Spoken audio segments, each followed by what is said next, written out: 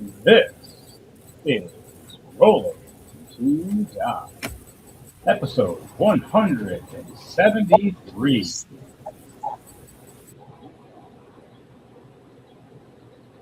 And this is the Chaotic Mind, a Band of Misfits, episode 8. Hold on. I am your host, Henry Martin, also known as Mayhem the Heart's Mace. Hit it, DJ.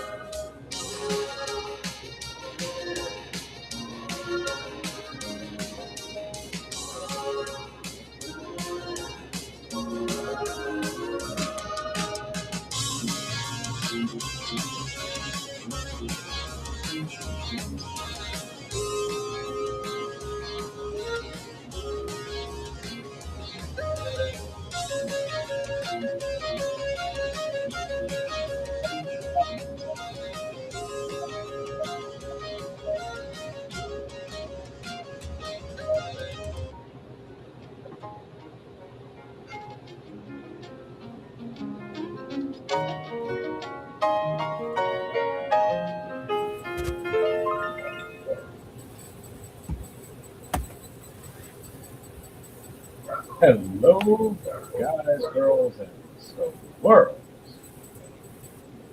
I'm your main host, Henry Martin, also known as Mayhem the Heart's Mace, or tonight known as Bartholomew, or Crom. On that, let everybody else introduce themselves before we go on this crazy adventure with Rolling to Die. Greetings and salutations. I am Dark Trooper coming from you live from Secret Location, aka my couch, and I'll be playing two characters today. I will be playing Burrock Ironheart and Ross Wellerby. Welber.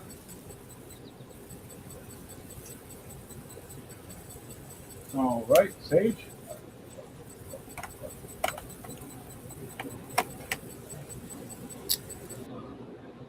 Greetings, everybody. I am Jay the Intelligent, and tonight I will be playing with the Human Druid Squall Ginseng and the Rogue Elf Kipling Nephron. All right, and Llama. And I'm Llama, and I'll be playing Lara the Unheard.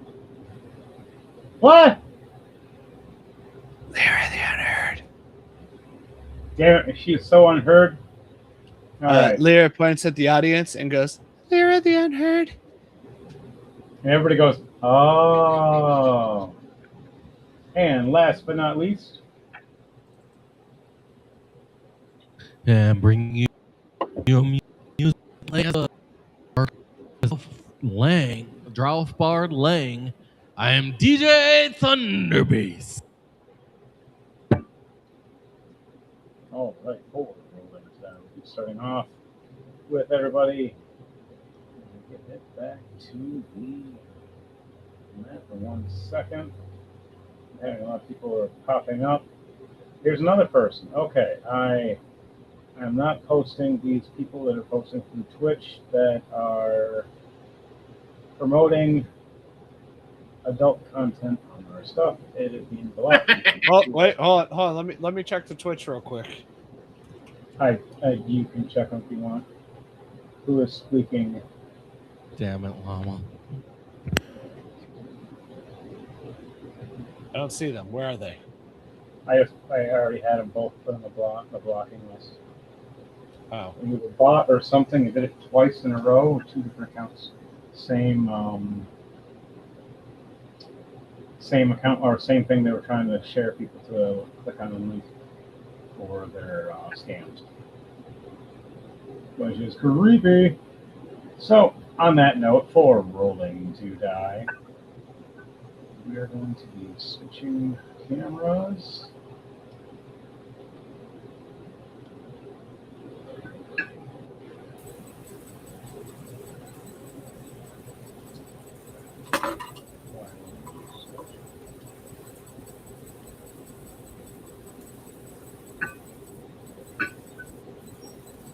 Okay, smart button. Maximize.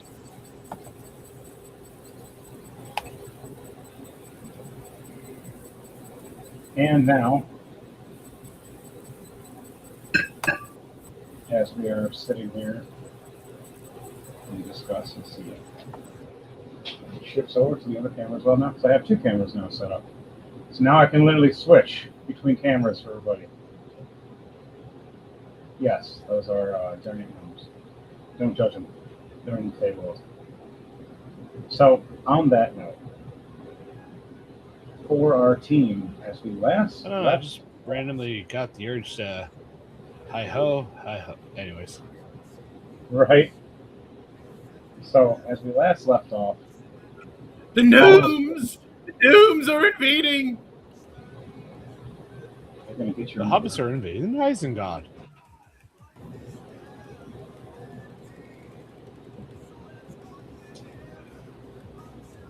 You guys are in the table. As we last left off,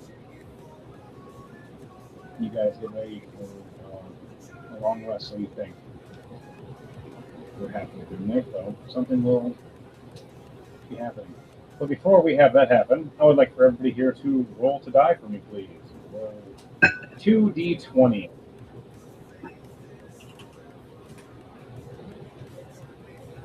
One light, one dark. All right. Please hold for the next available item. Nat 20 dark, 13 light. No one.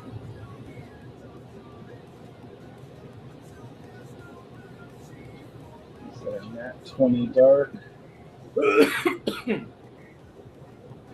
13 light. 17 and 2. 3 and a For 12. Belrock.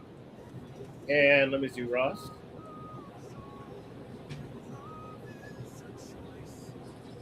And for Ross, it is 12 and 13.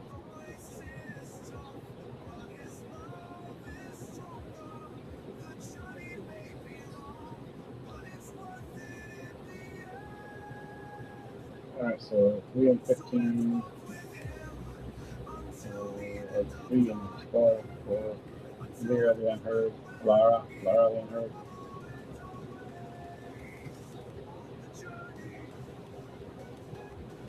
Dom, what did you roll?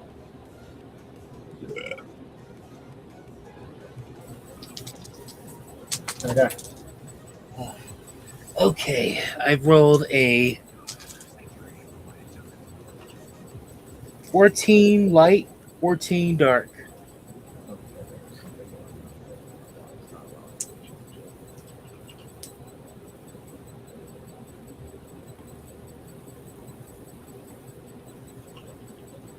I rolled 14 light, 14 dark. There it goes. You over here. Thank you. 14 light, 14 dark.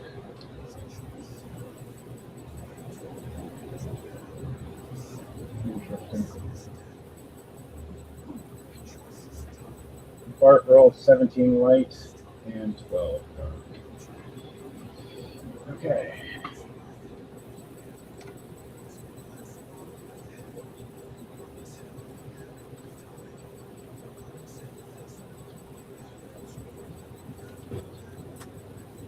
Camera, can you work?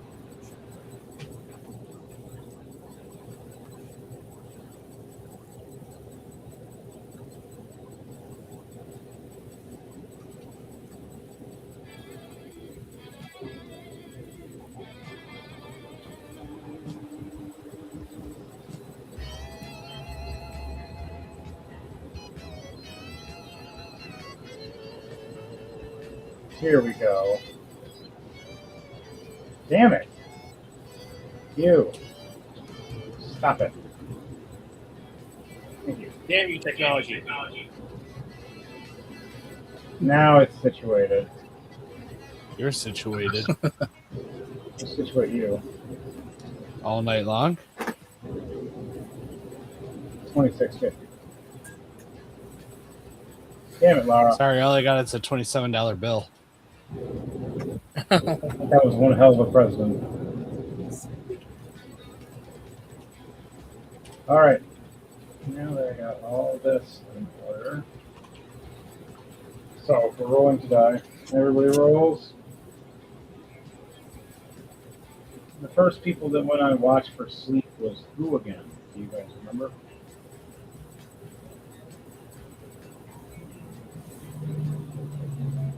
I don't think anybody actually decided. I don't think anybody wants Lyra on watch. Right? She's like whispering and no one hears her.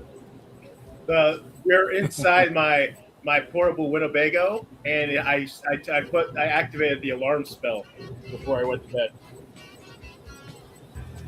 Oh, Yeah, I don't All think right. anyone stayed up. I think we all just trusted the alarm spell. Okay, so everybody roll a perception check with disadvantage. Because we're all asleep. You want me to do it, Belrog? I gotta really remember how to roll for disadvantage. Is it You to have take to- the you have Whatever lower? the lowest number it is. Number, and then go down to the disadvantage. It's a big red D that says disadvantage.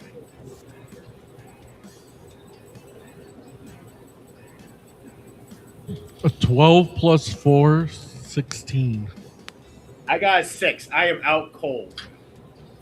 All right. So are you talking about on the app? Yes. Because I use the browser because I'm doing like 1,000 things on the computer. It makes my life so much easier. And you Give me a just second. roll the number twice, and whatever the lowest number is, the one you choose out of those two times. so we rolling for perception for disadvantage. Disadvantage. You're asleep. You do not know what's going on. 9. Okay, That one. I have an 8 plus 1, 9. Okay.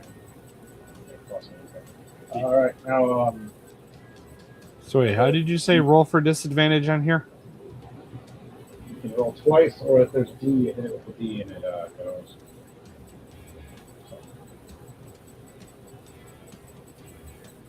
I just press and hold on the modifier, and it will give you an option of a list of links that say send to. Yeah, but he's not. You, He's not on you the check app. disadvantage, you press roll. 9. I had 8 plus 1, 9. All right.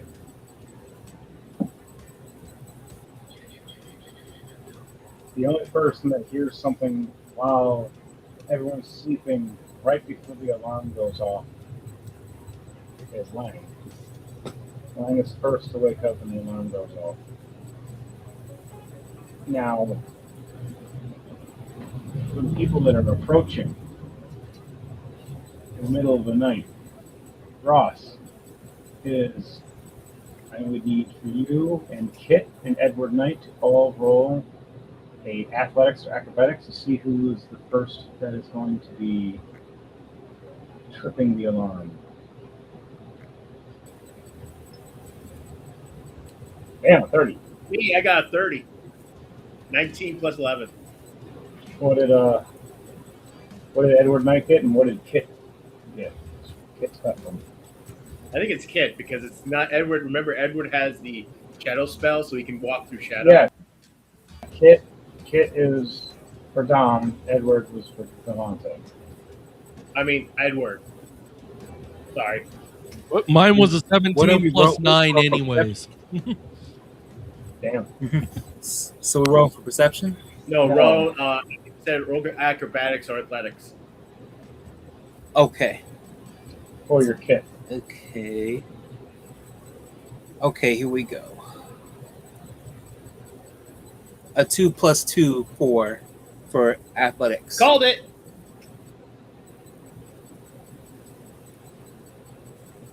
All right, so who got the highest? You didn't. Was it Ross or Edward? I think got a Ross, 30. since you said you had a 30. Yeah. Yeah, here. Okay, Yeah, so so that Ross. would be you because I only had a 17 plus 9. Okay, so he had a 26. Okay, you come through, and this magical alarm sets off. It starts Yeah, I off get quiet, and it starts increasing with volume. First person to wake up goes line, and they hear I this wake noise. everyone up Then around me too. I wake everyone up around me. Hey, alarm's going off. Come on, get up. the rest of you start getting up slowly. You don't get up fast. The only one that gets up fast is Lang. Even Bart doesn't get up fast. What's going on?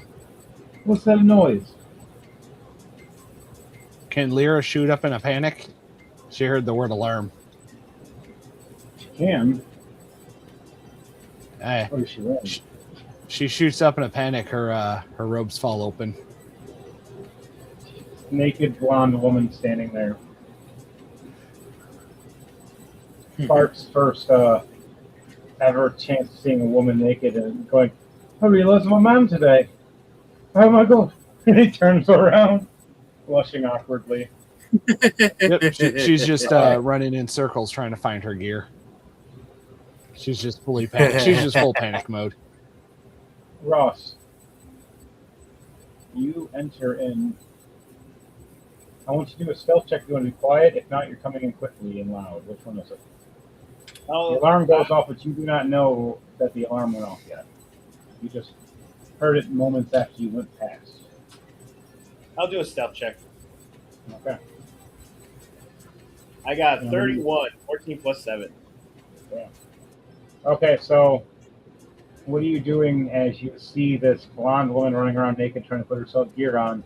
An awkward Bart trying to look away, all shy, and then you see another Bard freaking out, screaming at the other guys to wake up as they start getting up slowly. I politely knock on the door.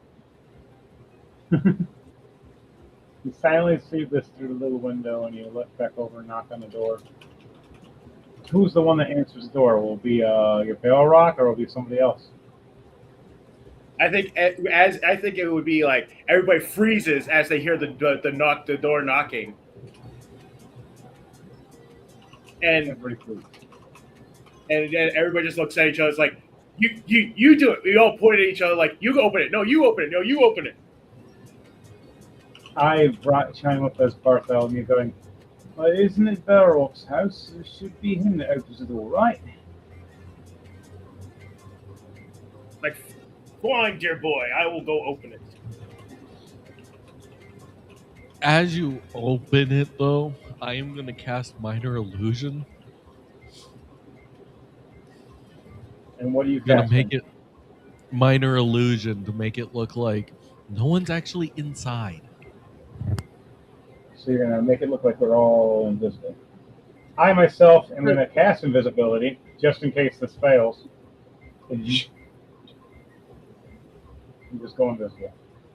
Because I have invisibility. I'm going to join you in that as well. Okay, so the door is going to open. Do you tell Barrel Rock beforehand, or do you just do it abruptly and not tell him? I was informing as he was going to open the door. I was basically when I said that as you're opening the door, that was Lang telling Balrock. All right. So all of you go invisible as the door starts creaking open slowly. Ross, you look through.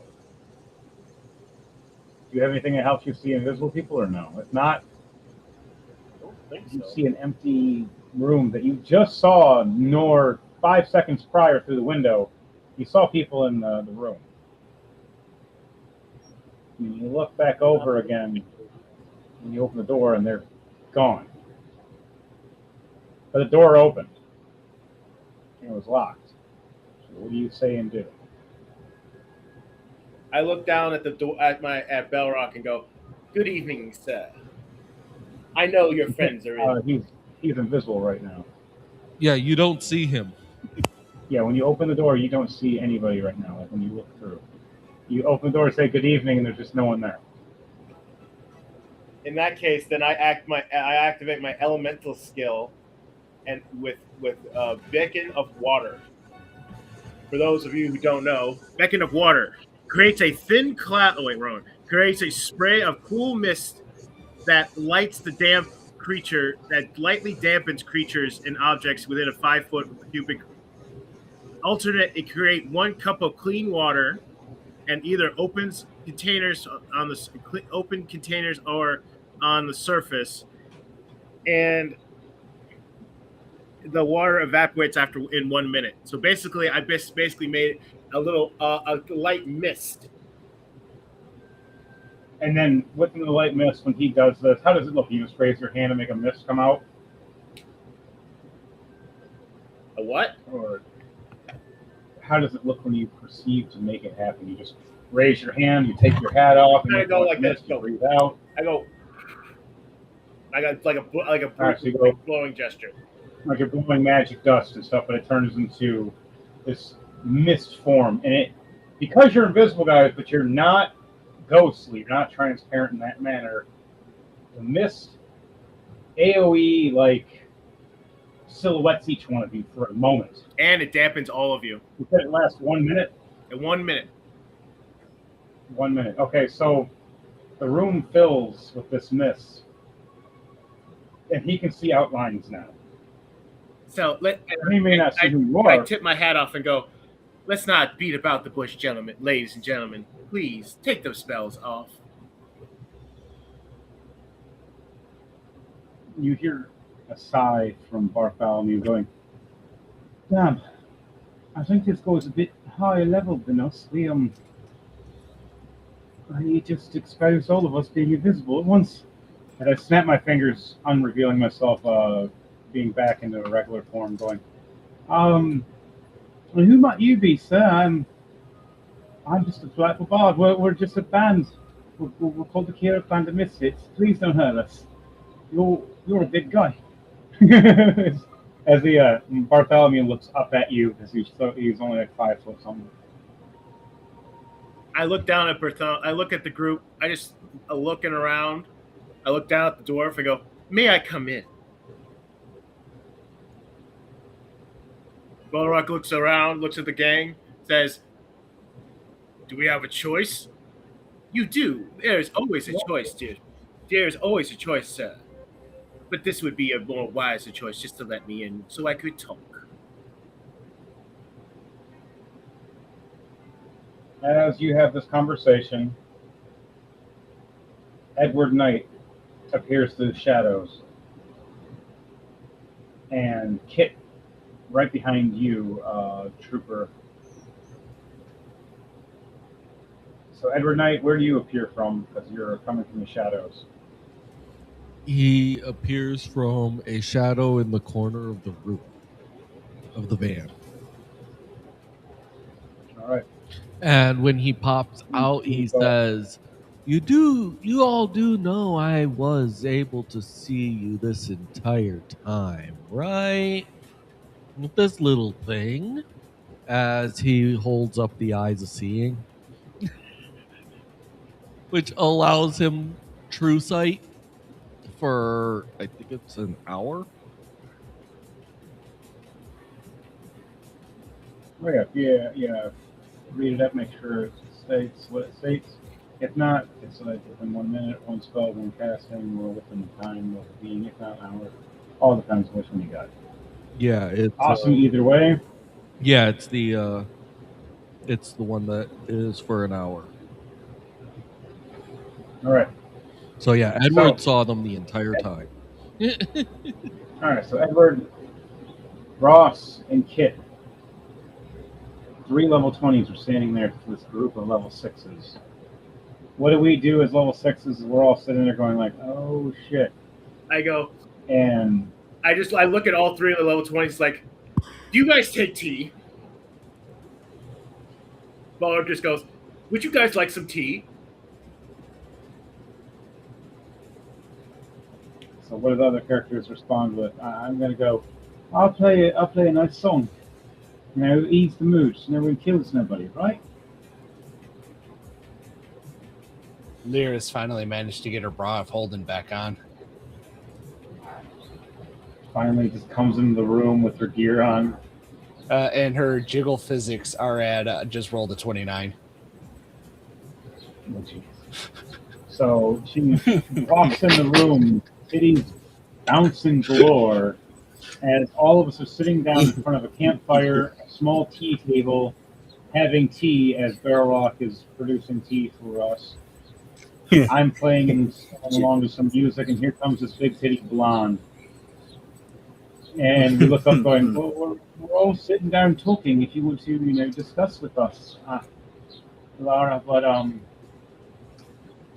we're yeah, we might not want to piss them off. As McCarthy states that he's all shy.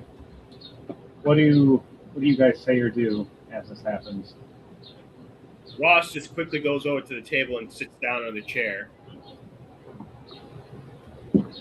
As a gentleman, he sits down on the chair, gets up, pulls out a chair on the opposite side of the table for the lady. Just because I'm a mercenary does not mean I don't have manners. Like Ross goes, just because I'm a mercenary does not mean I have manners.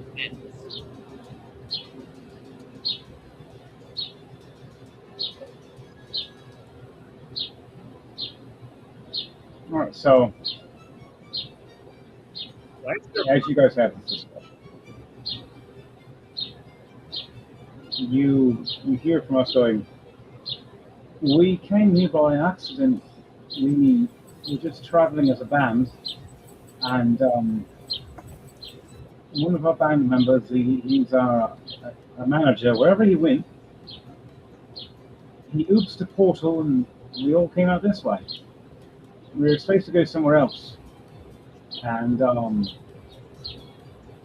Lyra here, she came to look for our friend, as well as help us out a bit. It's very nice. Ross just tilts his head, adjusts his sunglasses, and goes, "That's neither here nor there. You're here now. So, the gentleman and I are representative of a certain Lady Crow, and who wishes to speak with you, and you and all of y'all. And she is not the kind of person who can say no to. So I suggest you pack up this lovely device and come quietly with us."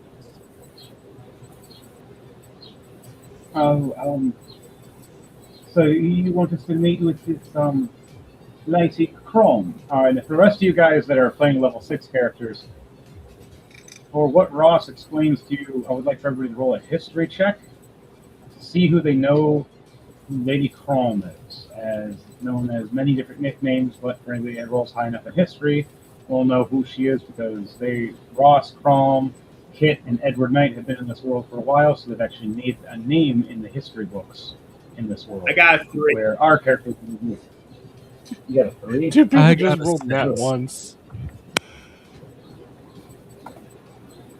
Jeez.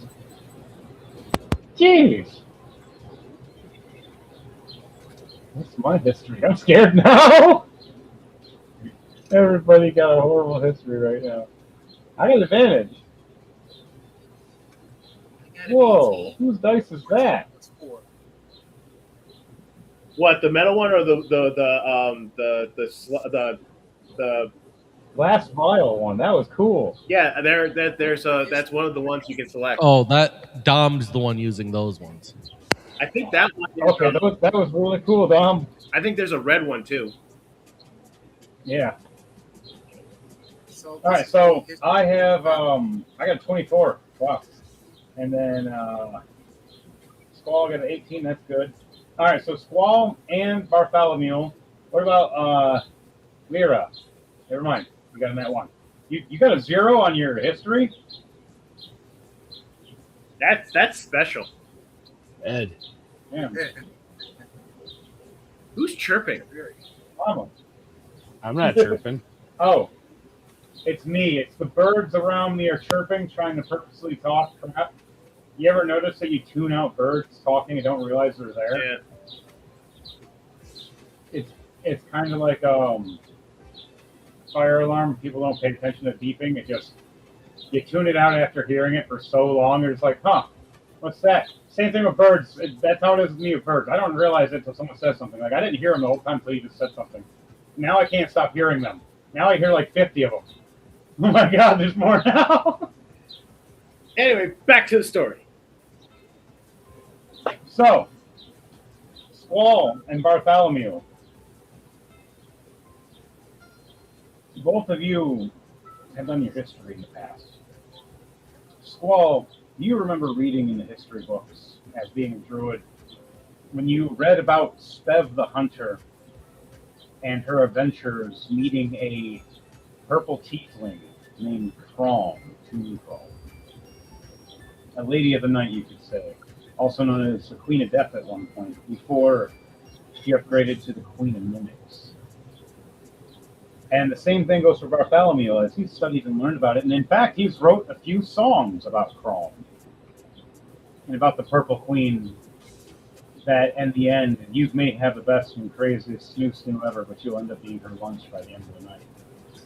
And she's known for coming through and, how can you say, eating her husband. As her last husband she ate was Pando in the story, and then she turned him into one of her mimic slaves in the I storyline. thought you were going to turn him into furniture. No. She likes him still and keeps him around for reasons. Plus, handy dandy assassin that can teleport. She keeps him. So, you guys know the history that usually people that come across her either be judged by her, have a chance of survival, making a deal with her of some sorts, or death by snoo. And she literally will F you until you die. Do they faces go pale? And the people's faces that go pale and scared during you explaining this as Ross is Squall and Bartholomew as they go, Squall, She's real. you know who that is, right? You know who she is? That's, she's in the history books for many deaths and concerns. We need her castle. He's crossed his legs and just rubs the crease off his pants. He goes, "Yes, you are indeed thinking of that particular crow, and she is not the kind of lady to be left waiting."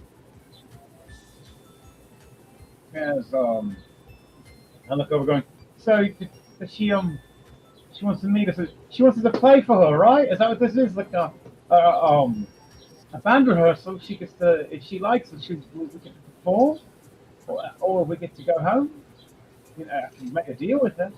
Ross, As he's all sweating profusely, all scared. Ross just starts tapping his fingers. He goes, "To be honest, I actually do not know what she wants with me.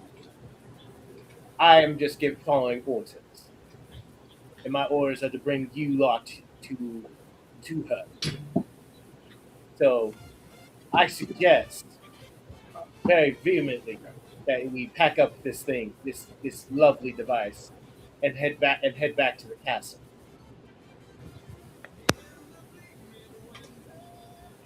You may keep your weapons and gear, of course." Wow, I just realized my D20 is cracked. My giant specialized crystal D20. Oh, that sucks. Did you try kissing it to make it go better? No, it was a liquid core, specialized liquid core one. Don't. And when we had that deep freeze, Oh shit! when we were moving during a deep freeze. This is a one of a kind, and it's empty now. It's broken. I was wondering why there was water in this bag. Damn. Well, it still rolls, but I was wondering why I had a bunch of cracks in it now, and it looks cooler. But damn, fuck. All right, so Anywho, as this is all being explained, Edward Knight, in the back of your ear, and in Ross's and in Kit's, you hear Crom Tombcrawl going, hold the building steady. I'm bringing it to me. As everything starts shaking roughly. Like, you see out the little windows out the front, a light starts flickering, like a portal opens up. And when it opens up, it looks like teeth, and a giant tongue will lash out, wrapping around your building. As Barrel Rock, you notice your whole building gets wrapped in this giant pinkish purplish tongue, and saliva dripping all down as it starts pulling in the building, your small little hut. And then everything shakes all abruptly, gets dark. As the portal closes and looks like teeth closing down on it. A moment later, it feels like you've stopped. And everything just shakes abruptly and then stops. One or two of your little trinkets that were on a shelf fell down, by the way. You can determine what they were. And one of your teacups. Blame Bartholomew for that one. After that, the light through the windows changes to now like a light by torch, luminescing outside of your little hut. Ross, Kit, and Edward Knight, you hear in your head through a message of Crom going, can I meet the guests, please? And are they part of the intruder that I had earlier?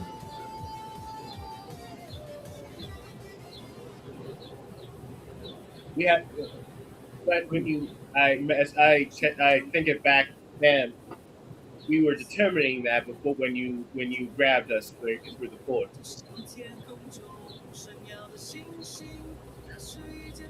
As Crom replies back, sometimes a woman needs a little patient. But I have a guest, and I must entertain her.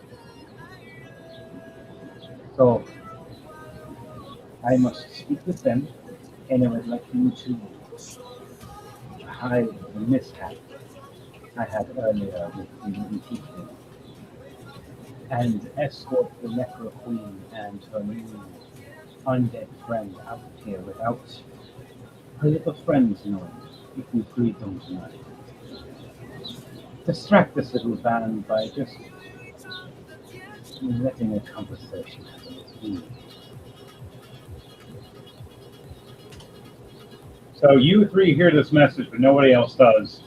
So what are you guys going to say or do to get them out of the hut to talk to Crom as you go and try to find a way to sneak out Valor the Undead and the Necro Queen? I think Ross is just going to persuade them, so I'm going to do a persuasion. Explain to me how you're going to persuade them. Never mind. Didn't work anyway. I was going to use my words, but I would have said, now that we are back here in Lady Crone's, Miss Lady Crone would like to speak to y'all.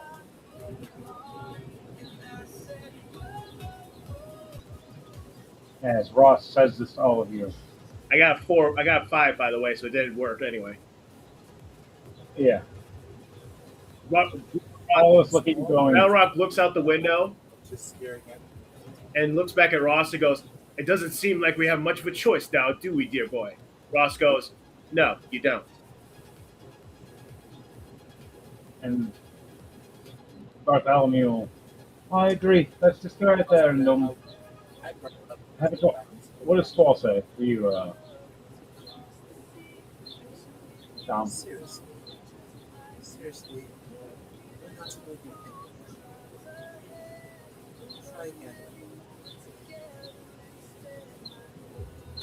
All right. What about you, Lyra the Unheard? Yes. And for Lang, what do you say or do as we're getting ready to head out of the little hut? He just follows suit. He doesn't make any fuss.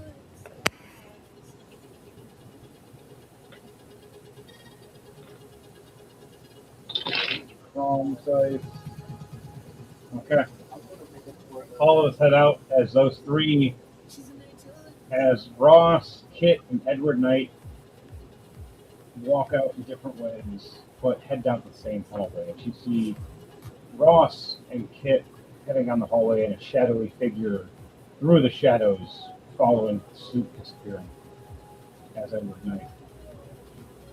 As you guys see that to your left, you look ahead of you in a stairwell that leads forward up to a throne and glass windows, showing like murals of the epic escapades of fights and wars throughout the Doomcrawlers and Blood Saints, showing instances of Abner burning everything down and laughing as Crom swinging her flail at an enemy, Edward Knight cutting off a monster's head standing at a ledge, to Ross shooting somebody from a distance, to Kit firing a hail of arrows. You look over, you see other images of the Blood Saints working with them as well, as Mayhem and Chrome smacking somebody in the head at the same time with both their maces. As you look over and see Charisma hacking up and ripping people up in a window mural, you see Spev in one mural looking all small and guys surrounding her. And you see in the next mural her as a giant gorilla squishing all of these guys that were trying to kill her. You look over and see another mural with Llama pointing his staff like it's making light. As you look at another mural and shows Lunal pointing a staff, trying to cause the light from exploding. You see further a picture of a mural of a panda teleporting and kicking somebody to a Arakocra bird man firing pistols. It shifts over, and the last mural you see is a picture of Chrome in a standing next to a gravestone with their head down, and the gravestone is Blackrock's Slamhammer, her old friend, a dwarven friend of hers that she respected, and he lost his life during the time trying to protect everybody during the Great Keep of the Mammoth Castle.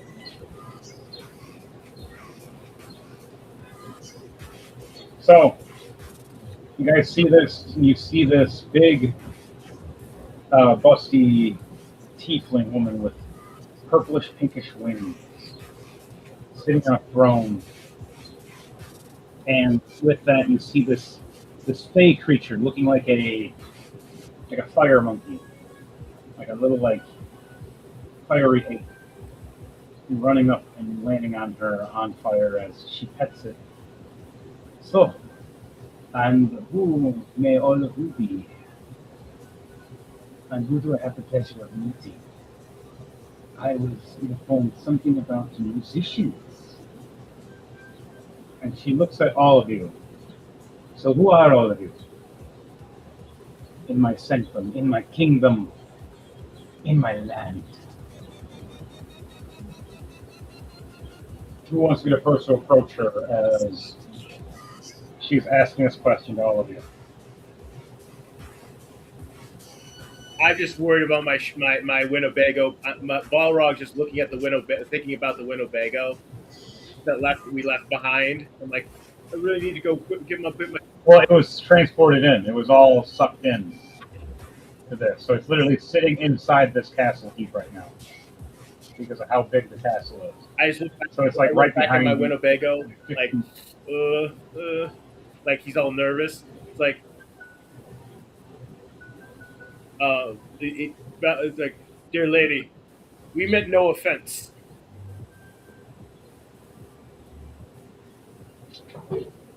No offense, but you came into my area where there's plenty of warning signs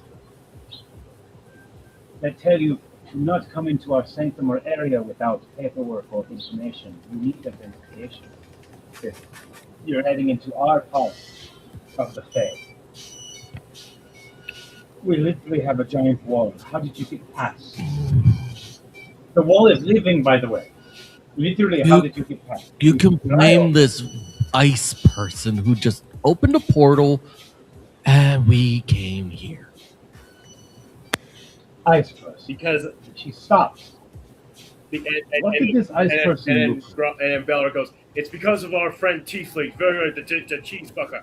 He did some sort of fire spell and messed up the spell and sent us all here. And she stops and goes, so, you had some kind of ice sorcerer or sorceress create a portal through ice, which I only know of 2 people that can do that. And the rest is because of your friend that likes to fuck cheese? And she looks at you all confused. What did this ice person look like? And who is this person that fucked cheese? It's getting weird. Lyra moves behind whoever the largest person is in her party. Okay. Oh my God, it's another one. Do you want to check that one out, Llama, on Twitch before I delete it?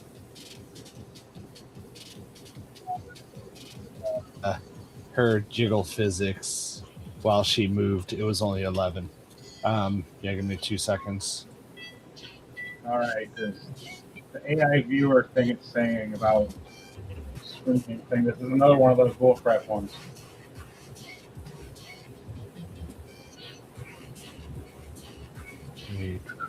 Let me know if you want me to delete it. Yeah, go ahead, delete it, because since I wasn't in here, I can't see it. But I'll keep it open now. All right, Block, let's do this. Because that is not the 5th or 6th time one of those been popping up. Someone has an AI bot literally trying to pop up. Or just promoting for things. Or just senses Valdor's horniness. Lang, yeah, Lang responds with, I think the sorcerer's name was Elias, something like that. Like Elijah, she looks at you and she goes, Elijah Snow. That's it. And she looks over going, now if all 3 of you were dealing with her, and she was sending you somewhere and you fucked it up, she is a protector of the realm. One of the apprentices of Mayhem, the mighty Mayhem. Who did you piss off? Even I am curious now. You really had to... Wait, did you piss off Lama, the Supreme Overlord? Or Luno, the Moon Witch? Oh God, please, not neither of them. Mayhem we could piss off. If his apprentice, usually his soldiers are the ones that work for them, though. So it's either the Supreme Lama of Time or the Witch of Time, Luno. Which one did you piss off? And she looks over going, perception check, hang on. Wow, a 23. Who is that blonde woman? You, Miss Tits McGee. Huh? And Chrome stands up from her throne and starts walking down the steps. Her tits bounce. She purposely stomping a little harder to make them bounce more, just to try to Intimidate. titty intimidate your titties? Yeah, no. You see Lyra that is fully attached to the backside of whoever she hid behind earlier. So whoever the largest, All right, physically largest person of the group is, that's who she's like clung to their back right now. that would be James's character, as James's character is a muscle wizard. So as Chrome walks up, she sees this like 6'5" blue skinned muscle wizard man. You, aren't you Bartleby? Yeah, so you have an attachment to you that you I want to see. I swear I've seen her before. With a history check, if it doesn't. Wow, damn. Oh, wow, 25, winning. Chrome looks over. You wouldn't happen to be one of Lama's apprentices, would you, little blonde girl? As she whispers it closely behind the back of James' character where no one else can hear but her and him. And James' character kind of is looking over going, do I punch her? Do I not punch her? I'm going to wait. What does Lyra say? Lyra doesn't say anything. She merely shows a small insignia that has been inscribed on her left shoulder by the Grand Archsage Lama to show her proof that she is a disciple of him. She raises her eyes like, oh fuck.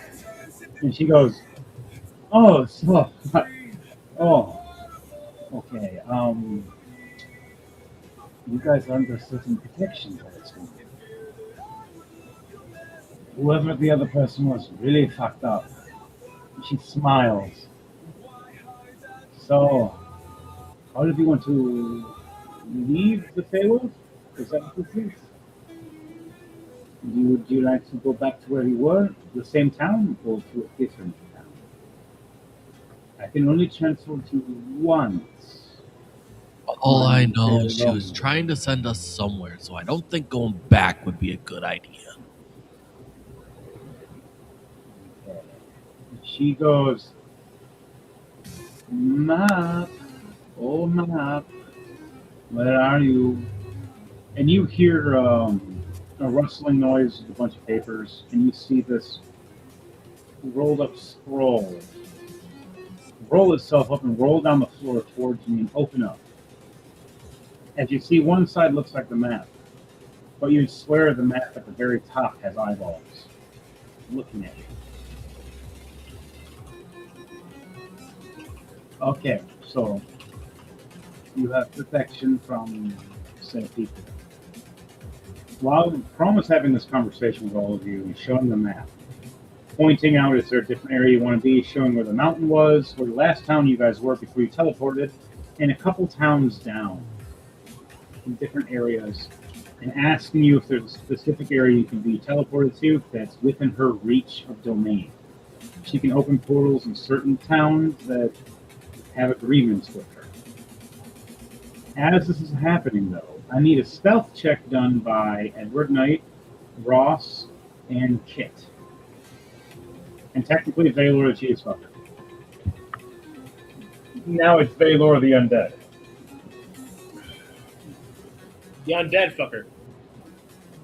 Well, he still has The Undead Fucker. he still has his insignia. He does, but he's undead right now.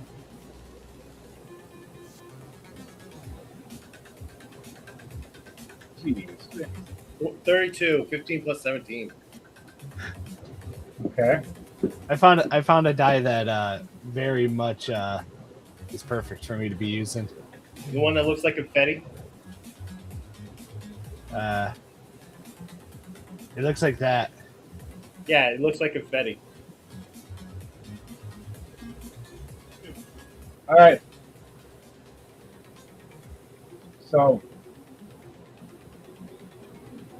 Valor, you hear this conversation happening as you're walking with the Necro Queen, as she's holding your hand, guiding you down the hallway. You hear the group talking. But as you get ready to turn around and talk and speak, be loud and obnoxious, the Necro Queen looks over and goes, "Honey, honey, no, no." And she picks you up and shoves your face right into her giant face. As Ross quietly guides you guys out the door, Kit closes the door behind, making sure no one notices. As Edward Knight makes sure that the shadows consume the hallway as you guys make your getaway. Edward rolled a total- 13 plus 6, 19 for his stealth. Okay. So, successfully, none of you notice that they got away. There may have been a noise that was heard, but it was by my guy Bartholomew, but he looked back and seen nothing down the hallway but darkness. Thanks to Edward. He shrugged it. Yep. And he just shrugs his shoulder and going, I don't know what that was, but I'm told that if this place is filled with supposed mimics, I had to speak with everybody else. At least we can all die together. He smiled for us. As you guys close the door, the Necro Queen raises her hand as her ring glows, opens up this little booklet, and speaks in a certain tongue language that's unknown to most. As you see Bone rise up and make a circle and turn into a portal. You have the Necro Queen walks through, and you see Valor, the undead, walk through. As the portal closes behind them, Valor, the undead, looks up and sees an undead army at the top of the castle in the mountain. As Valor, the chief fucker, the undead, is all the way back, very beginning, but with the big boss Fatty with him. And on the other side where the Feyworld is, there's Lyra looking around, not knowing where the hell he is, wondering if she can find him and bring him back to Titty Jiggle. Titty Jiggle. Well, you said she moved around, so she has jiggle effects going on. True. So as her she jiggle moves, effects are rolled to 21. You say this, and Chrome looks over with her eyes all bugging, going, God damn, those are so nice. I don't know if it's the bra of her teeth. I need to have my teeth bounced like that. Babe, they're getting old. I'm getting old. Jeez, I'm almost, jeez, I'm so old. Almost 700. And she looks back, staring at your teeth, going, they're still bouncing. She stopped moving, they're still bouncing. Okay, I got to keep this stuff distracted. So, anyway, stop jiggling. And she looks back. So she just points at her and whispers, I'm trying. Make it even worse when she says that. Yep, nope. Now she is like physically trying to grab her own tits to stop them from jiggling. And it's making far more of a distraction. Even the mimic castle itself's eyes are inside looking back going, they just won't stop moving. Holy shit. Yep. I think the hands need to do. I think the hands need to do a roll. Yeah, no. I just did a roll at her attempts to stop it. It made it worse. I rolled a 26. Oh, I was meaning his cursed hands. Yeah, my cursed purple hands. I rolled for them already. I rolled a 12 and a 17. So what happens, though, anyways, I rolled before you said it. They try to help and stop, but they make the jiggles even worse. As Bart goes, I'm sorry. As Chrome looks over going, by the way, who's some vehicle / houses in my castle? As for, she looks over at Barrel Rock for Dark Trooper's character.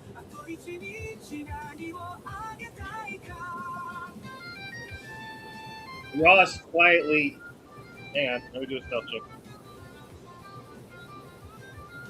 Yes, Ross quietly re-enters the chamber with Chrome in the background and just leans against the pillar. All right. What does your barrel rock do when Chrome asks about your little house and how does it go away so that the ship teleported with you? He wrings his hands and goes, "Milady, I rather not say. Lots of trade secrets in that book. Suffice it to say that that my home is my portable workshop. I was once a part of a lineage of people who look down on artificers, thinking they prefer traditional magics. I've They studied all took down, things. so I had to make this thing a long time ago in order to continue my work." Chrome gestures and nods and goes, very interesting. Does it doesn't go away with magical means Yes, or no? As the yes. smaller the portal, the easier to travel. I nod. Balrog nods his head. A little sweat's coming down his brow because he's so nervous being surrounded by such powerful beings, knowing that he has rightfully feared. I go, "I can get rid of it right away, milady, if you permit me." She gestures to you to do it. As you go and get ready to do that, Chrome walks up to Lang and Bart. So you two are a traveling band. I heard a story about you two fighting through fire and flame with your music. Very interesting. Perhaps when I hit the ballroom, I will be asking for your band to play. There's a special wedding that will be here in a couple of weeks. Let's just say two undead fellows.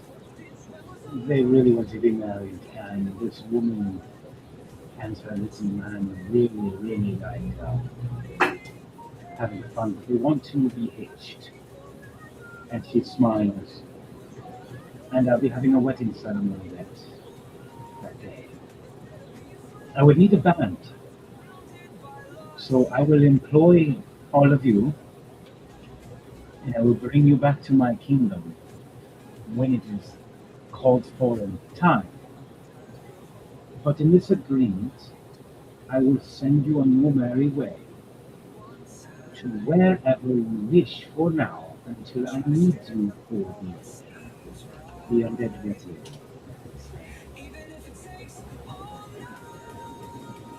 Do we have a deal?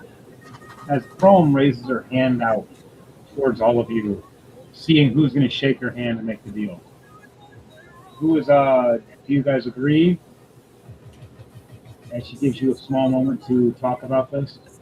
And she'll pull all of you back when it is time for this said wedding that you do not know for who, but she wants for all of you to play for this wedding.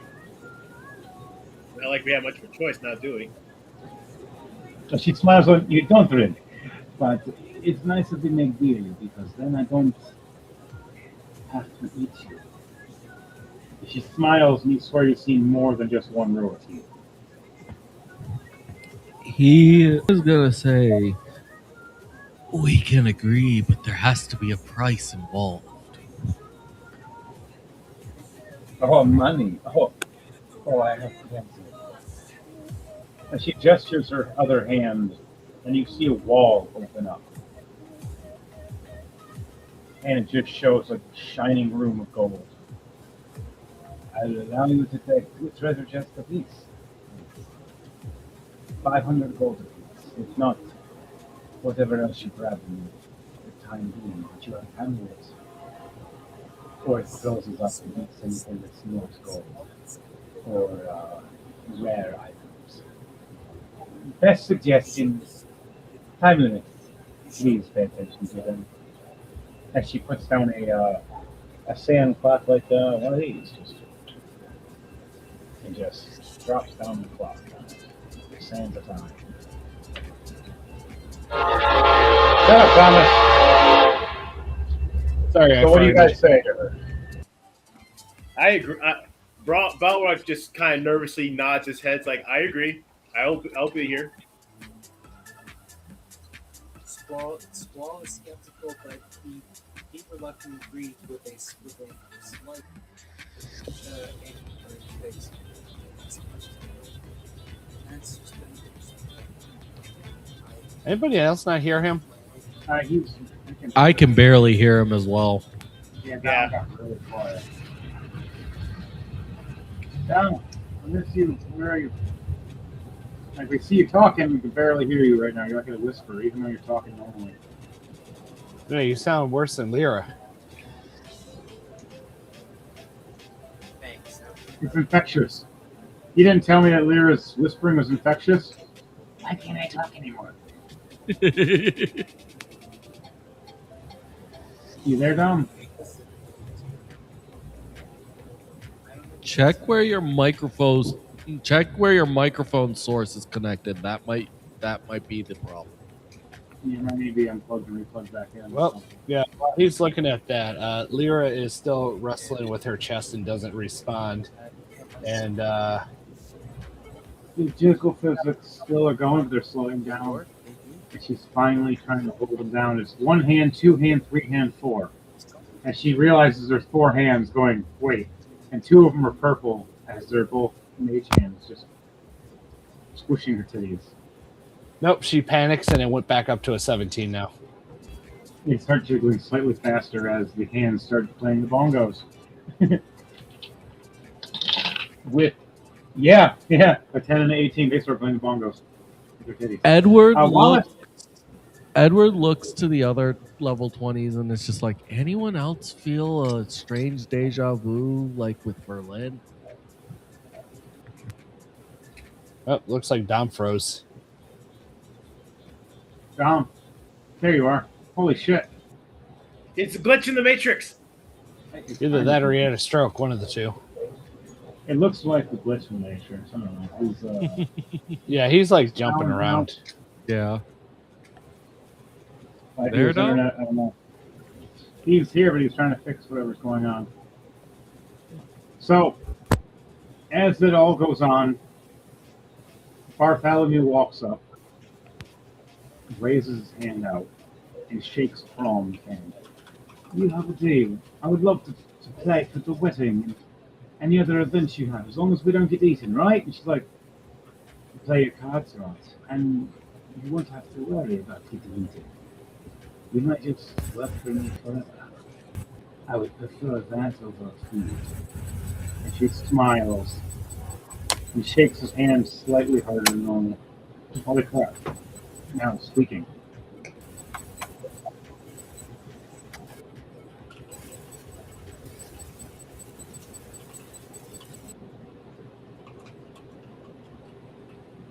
Yeah, I had to mute him for a second. It started squeaking.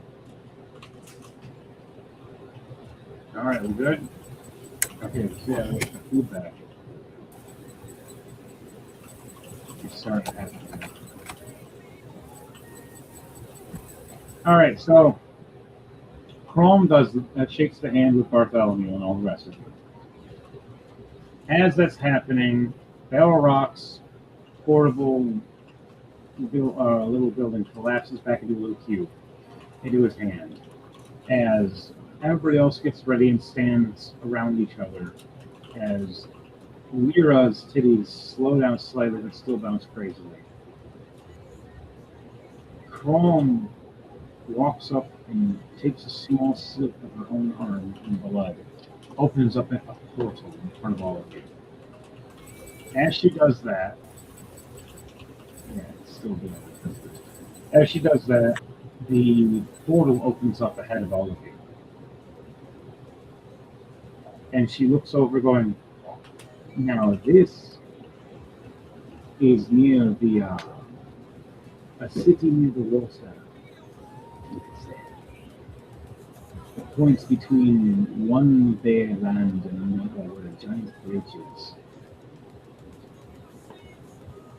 She looks back at all of you and goes, now, the land, if my pen will work, oh my god. It's called Coral Town.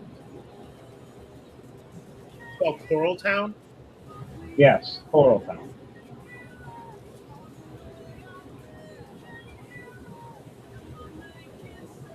The Coral Town is a twin city. It is one city where it connects through to a water bridge to another city. And one is Coral Town North, one is Coral Town South. As one above is more wintry as you cross down the bridge, the other is more summery. But the towns are almost identical. At one point in time, they were the center of the market. And now they both are split between different jobs. But it is fun. The portal is near the northern part at first of Coral. You start off at the frozen docks.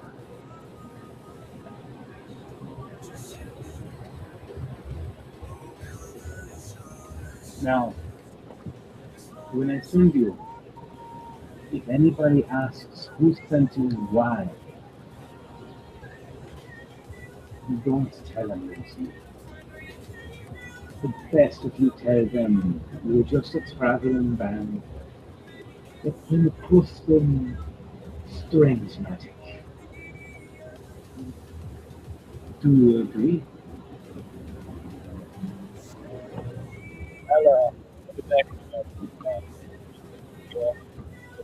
Her tits are still bouncing. Roll a d20, add +9. And also, she's absolutely terrified of everybody. Blah blah blah. Be right back. Right. All right. So as you do that, the portal opens up as Chrome nods at all of you and watches each one of you walk out and head through the portal one by one. When the last person walks through the portal, she looks back as it closes and looks at Edward Knight, Ross, and Kit and goes, "Okay, be mindful. They have an apprentice of Lamo. But if we do everything correctly, immaculately, we have no idea what we're going to do. Be mindful. So, you have a new apprentice. I wonder, Brenda Sage, if you would meet my new apprentice." As she smiles and goes into a dark silhouette form for laughing with the rest of the crew. As it cuts now back to the chaotic band of misfits, as all of you are standing there, and you reach this new port. Now we need everybody to do a perception check, and then for everybody to roll a constitution check. Because you jumped in from nice, warm, and humbled to frigid, freezing, and cold, all in a couple seconds. 13 plus 4, 17 for perception. You said a constitution check after that? Yes. Or a constitution save? Constitution check. I got 18 plus 4, 22 for my perception. And Constitution, Constitution's a 12 plus 1, 13. I got 16 plus 2, 18 for my Constitution. What'd you get, Dom? What'd you get, Lama? Whoever. One perception check, one Mic constitution. check 1 2. I can hear you. Are we recording? Your Mic check bouncing 1 around. 2. Hey, there he is. Now we can hear you.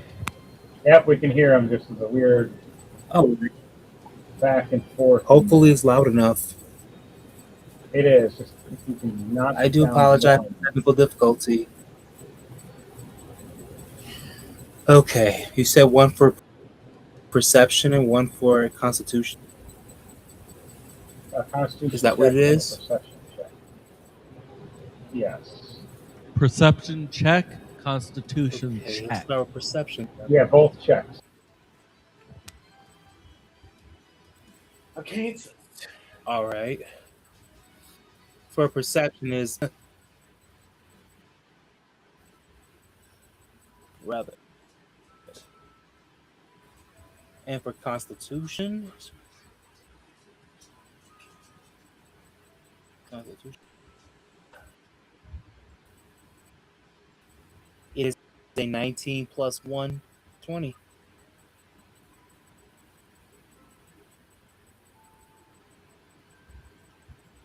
Okay. Did anybody get that?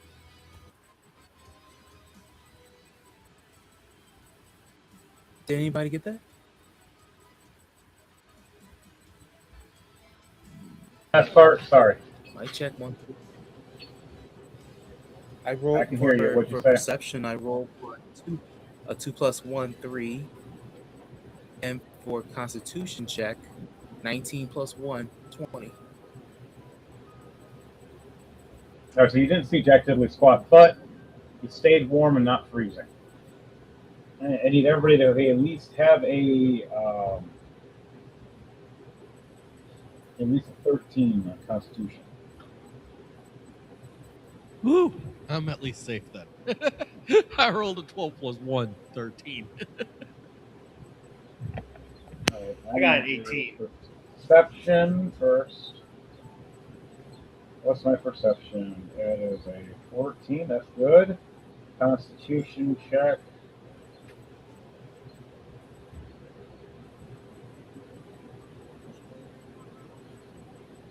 Wow, you're not going to work.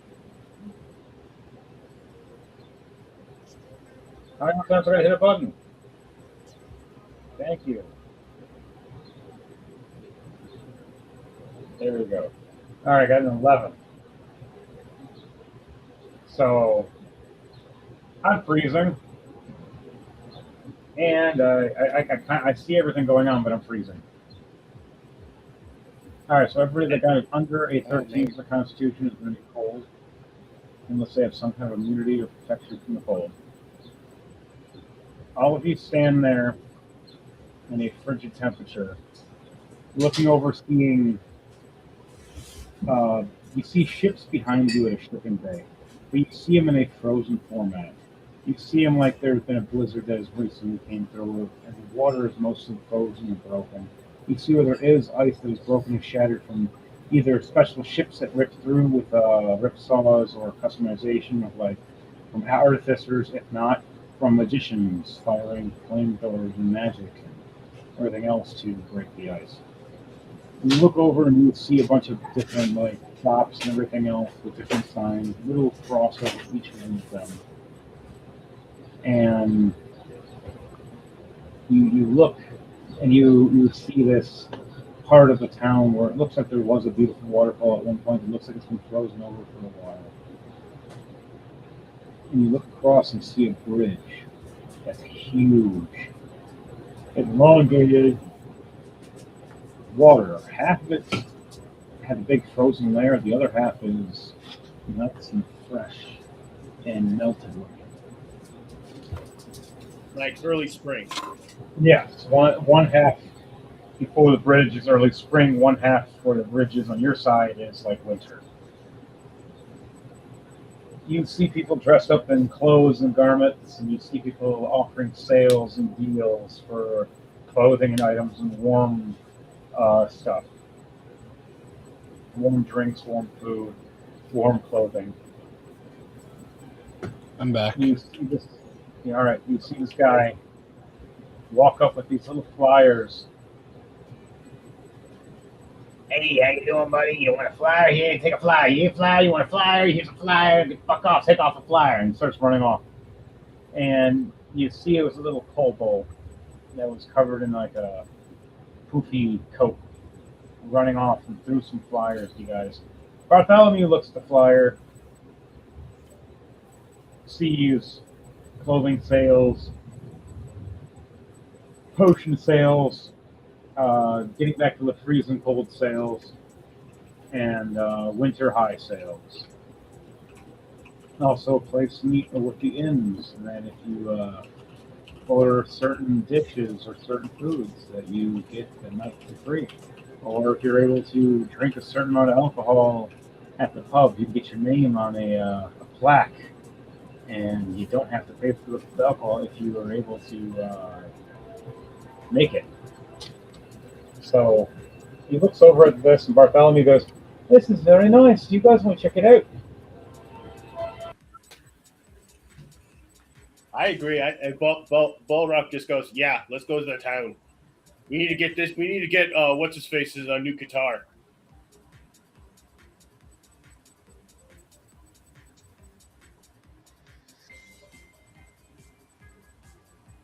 So should all of us should we all go different direction now, or should we go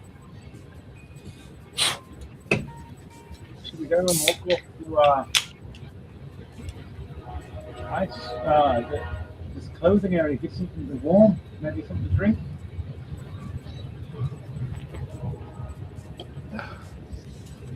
As you guys say this, we start heading forward past the docks. 3 stores we approach. The first store is an item shop. A little further down is the pub. And a little closer to our right-hand side is the clothing shop for winter garments for protection of the freezing cold. Which do you guys choose first out of those 3?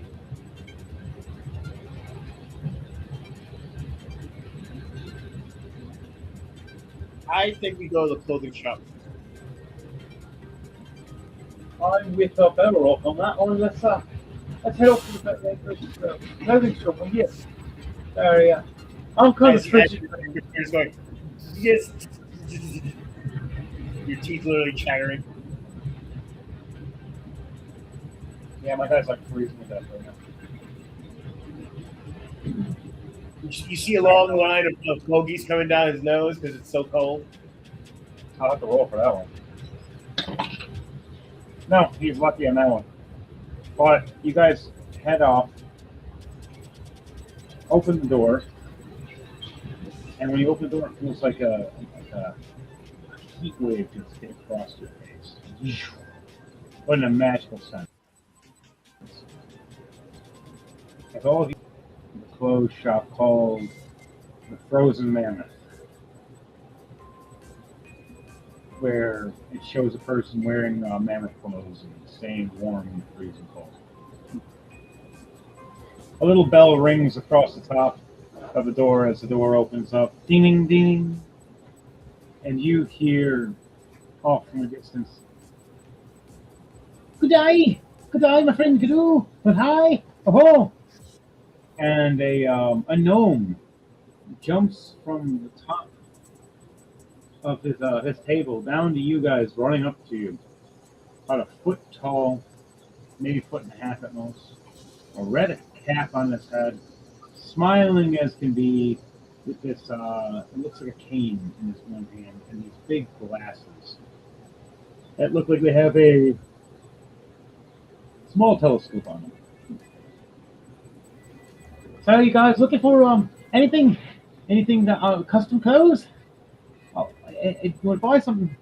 It's a winter store. We usually sell things greatly, but strangely, no one's bought anything in about a week. So I got a winter blowout sale. So come on, I just buy you buy 2 things, you get a third one for half off. Yeah, these smiles. Come on in, close the door. It's getting frigid, especially for someone my height. And you guys all walk in. He closes the door. So what can I do for you? As he steps up on a stepping stool to make himself just as tall as you guys. I go up to the storekeeper and go, "Excuse me, sir, do you have any leather?" Oh, yes, leather. He runs off to this one closet area, and he hits a button. And you see these 3 slots of clothes pull out like leather jackets. All right, I got dire wolf leather, I got mammoth leather, I got saber tooth leather, I got dragon scale leather. Oh, not sure if that one's overseas or not. And then we got snake leather. Hey, don't ask about that one. And then oh, we don't put this one. He puts a human leather away. He's like, don't talk about that one. And then we also have this one right here. It's a boar leather.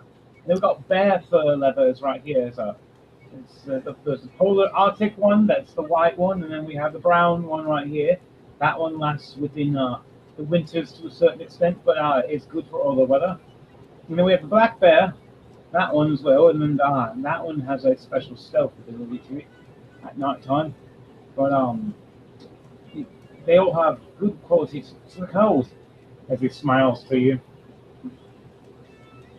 So it's your choice. What kind of animal, leather type you choose. He waves up a plethora towards all of you. I'll take the black bear leather. All right. He looks over. Anybody else buying in too? You guys buying as a group? Bartholomew walks up, sees this nice red-looking jacket, and it's like semi trench coat, but not fully, like a half trench coat. Just goes a little past my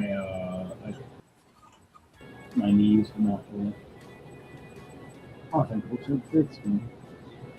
As it smiles, great, yeah, that's it'll keep you warm, kind of. That's well, you go freely as that you want. As it doesn't probably look like I like it because it looks good. Okay. And it's like that's two. Anybody else buying anything? And as he looks at the rest of you guys, what else do you guys choose? Any winter coats? Well, I'm going to make my own, so I will take the mammoth and the black bear. As he looks so good. Oh, you're going to mix and match. Nice. Here you go. Can I use Sacred Flame to keep me warm? It explains to a certain extent, but it's not going to help you in the frigid temperatures or high gust winds. It'll freeze your skin. Well, greetings, good sir. As you're in winter. Available as far as but woven jackets. Something that'll keep me extremely warm.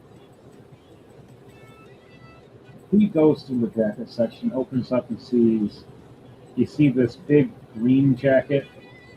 You see this that has a hood on it. You see another one that's black, and you see another one that's white. And each one he explains a different kind of animal and fur. And he looks at you, well, it's up to you. Do you want the green lynx one?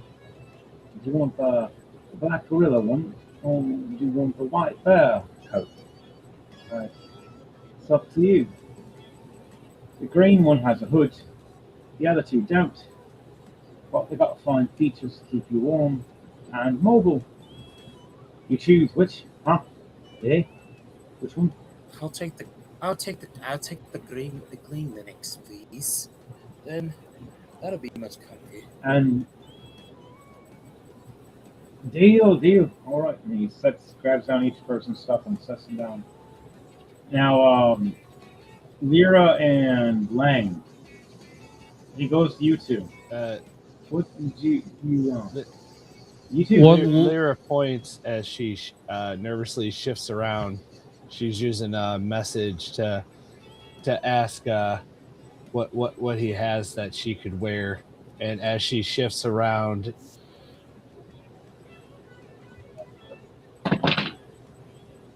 He can't stop staring at her titties. I've never seen so much chickle in my life. Anyways, here. Oh yes. I've got a great jacket for you that'll help you with your bust. Yeah, that's what for it. she is now shifting around more excitedly, and now she rolled the 26 for jiggle physics. Yeah, his brain is shutting off as he's pointing over at the nice white coat that has a nice hood, and it's like all like made from a magical swan, and it keeps you warm. And you pull the cloak over. If you're in a snowy area, it helps with your stealth.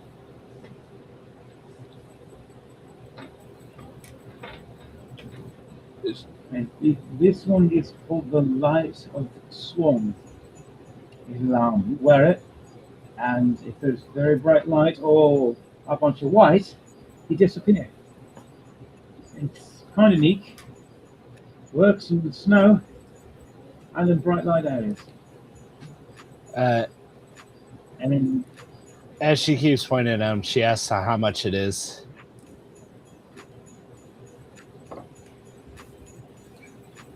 originally 200 gold, darling, but for you 100. As he can't stop staring at her breast. And last is Lang. Lang, what do you Well, roll a perception for him say? Why am I rolling a perception? because you'll see what he's wearing already. I rolled a nat 1. My guy doesn't see what the hell you're talking about. He is staring at titties.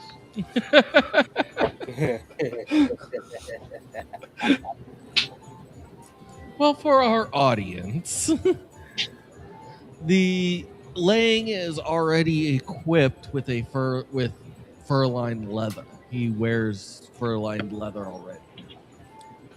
The fur being polar bear fur.